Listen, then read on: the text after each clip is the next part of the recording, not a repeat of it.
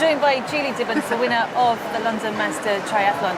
Julie, you're not exactly a surprise winner, but we know you've kind of moved over to Xterra, 70.3 racing, and you've kind of sort of semi-left the standard distance, or what we call Olympic distance racing behind, but you've come here today and you've showed all these short course girls how it's done. Yeah, it's definitely a shock.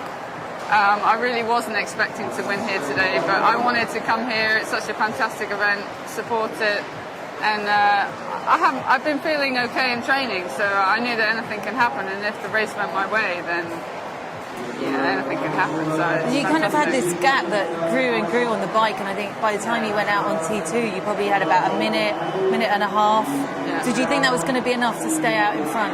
I really wasn't trying to think about it, actually. Like, I think it was really windy out there on the bike, and I think that played into my hands and allowed me to get that gap. And as soon as we hit the run, I just wanted to focus on what I did. If they're going to catch me, they're going to catch me.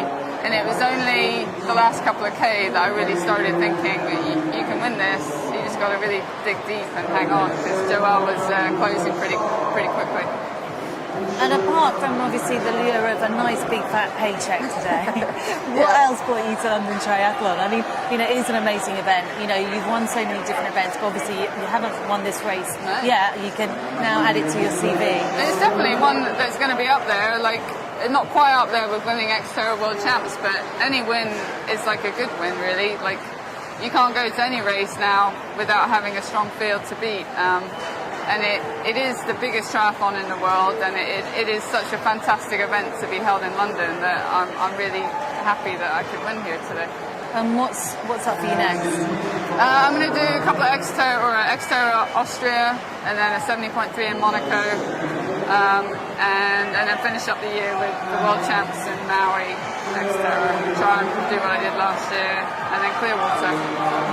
So you're going back last year. We know that you led the World Champs 70.3 for such a long time, and then your run just slightly let you down towards the end. You're probably still quite tired from that Xterra World Champs race, but obviously you'll perhaps be going back this year maybe with slightly different preparation. Yeah, like I definitely after Clearwater last year, I was really disappointed I couldn't hold on. So that's really what I've been focusing on all year, and that's what gets me out of bed in the morning. It's trying to do what I did at Clearwater, but hang on and cross the finish line in first. So that's kind of what I'm focusing on. If I can win Xterra again, that's fantastic as well.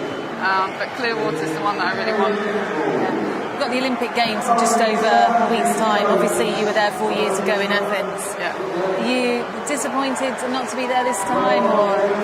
Part of me is, but part of me knows also that I probably don't do that well in the kind of conditions they're going to have to deal with. And I think Helen and Holly are like at the level that they need to be at. I do believe that they have a really good chance of sneaking a medal, and I'm going to be pulling for them as hard as I can. Like, yeah, I'd love to be involved in another Olympics, but not for me anymore. There's big talk about Snowzell and Fernandez. Do you see that coming down to them both taking the gold and the silver, or not sure which way round yet? Yeah, like obviously if you look at all the results, that's what it says, but again, if you look at what happened in Sydney and in Athens, it never goes to plan. There's always been somebody kind of come out from nowhere and do something. Perhaps like a Kate Allen from 2004. Exactly, and why, who knows? And I think that there is a chance Helen or Holly could be that one person, but it's going to have to be their day. But my money's on Emma to win. I think. Other than that, I'm not going to say. Just going back to your race today, just tell us what it felt like to win at such a big race, in your home country with all these crowds. It's fantastic. The atmosphere here, like when you run into the Excel building, like everybody's cheering your name. And if I'd have lost, I would have been gutted. So to hold on and cross that line in first was awesome. It's definitely one of the highlights of my career. Fantastic. Well, congratulations and good luck for the rest of the season. Thank you very much.